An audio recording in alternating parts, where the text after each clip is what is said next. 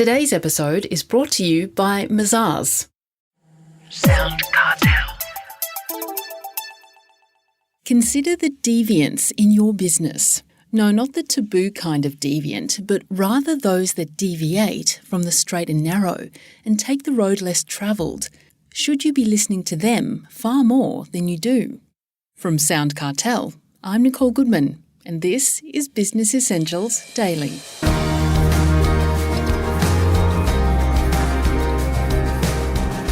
Do you have positive deviants in your business?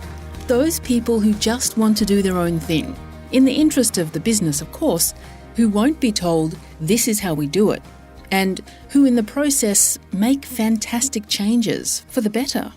Darrell Hardidge of client appreciation research company SAGUITY says all companies have positive deviants, though you wouldn't necessarily know who they are without some compelling evidence. If you haven't got them in your business, Darrell warns, start praying for the future.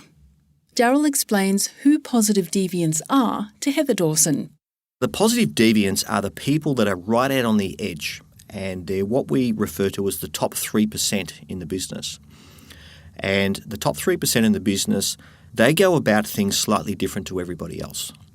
They still follow the rules, but they kind of expand them into another realm of having a automatic way of delivering whatever it is they're doing in their role. So often it's the manager or one of the technicians or whatever it may be in the company. But the positive deviants are people that do things above and beyond what the standards are.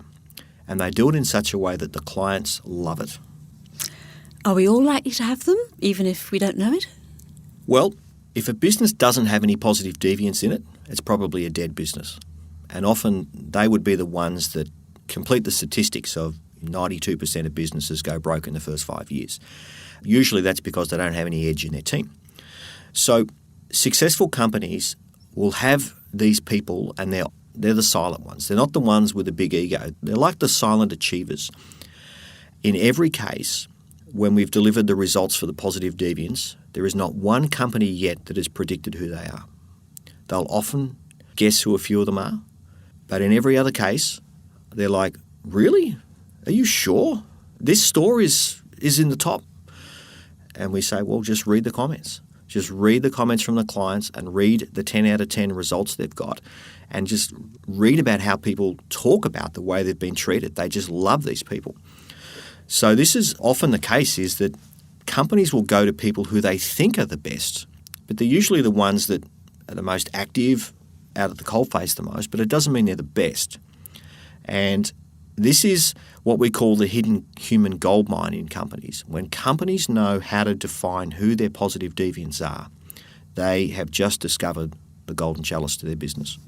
Well, once you've found them, how do you then harness their special abilities and use them to your best advantage for the business as a whole? Well, one of the things that's really important when you want to harness the abilities of your positive deviants is making sure that they're engaged in a very comfortable way. Often these people are quite shy. They don't want to make a big fuss about things. They just get on with it and do it. I've known of companies who have tried to reward them with a big party and a big announcement, and it's the last thing to do because these people don't want that. They really want to have just a quiet conversation with the boss of the company would be more valuable than having a plaque on the wall. So once you know how to engage them, you've then got to look at, well, how do we harness their abilities and use it to the best advantage? And what you've got to do is get them together and effectively reverse engineer the business model. So depending on what comes up in the research, what it is that the clients have said specifically that stands out so much about these people. So I can think of one example that had positive deviant with on-time delivery. They stood out more than any other of the 200 locations in how they just delivered their product on time and beyond, every single time. And when they were dealing with the particular manager and how they go about this, because we don't ask leading questions about on-time delivery, this is the unprompted responses of the marketplace. And what was happening here was the way this manager had the communication process was just extraordinary, and it was beyond the company standard. So they would make sure that they would call the clients to say, the truck's just left, it's on its way. it's got 3 drops before you. We expect to have it at 11:30. Is that okay? They confirm all these things first.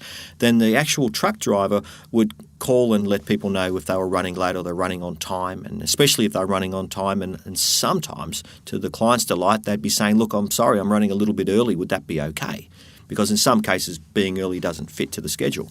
But at least if they're early, the company knows, well, he's just waiting at the front, ready at a moment to deliver.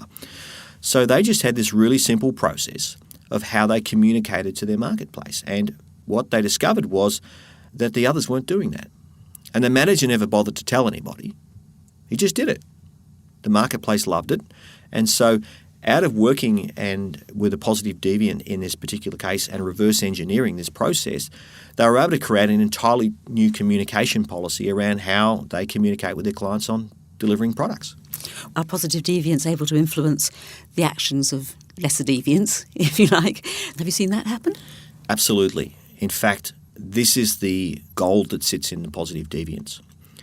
What's so powerful about these individuals, these wonderful people you have on your team, is that they're trusted by their colleagues.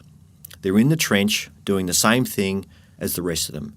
So you don't get the excuses of, that's what management thinks. What would they know? They don't do my job. That might be the new system they want to implement, but I know it can't be done.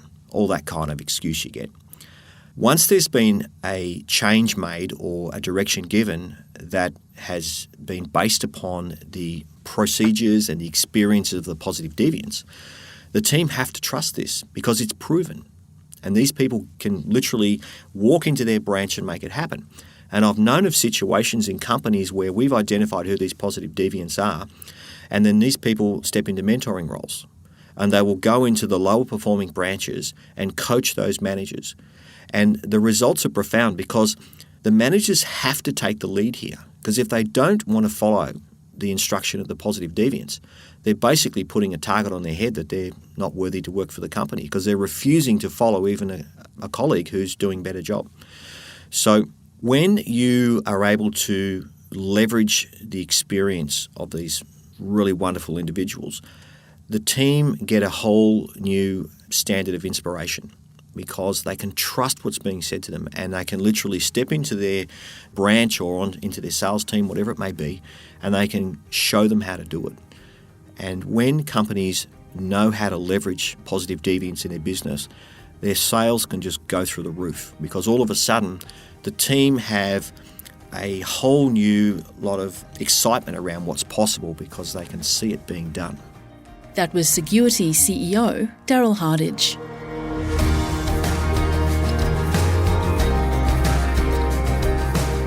This episode of Business Essentials Daily is produced by the team at SoundCartel. Thanks for listening. I'm Nicole Goodman. We'll bring you more Be Daily tomorrow. Follow @BE Daily Podcast across social media and head to bedaily.com.au for more from the Business Essentials Daily podcast. SoundCartel. This episode was brought to you by Mazars. To find out more, visit mazars.com.au. That's mazars.com.au.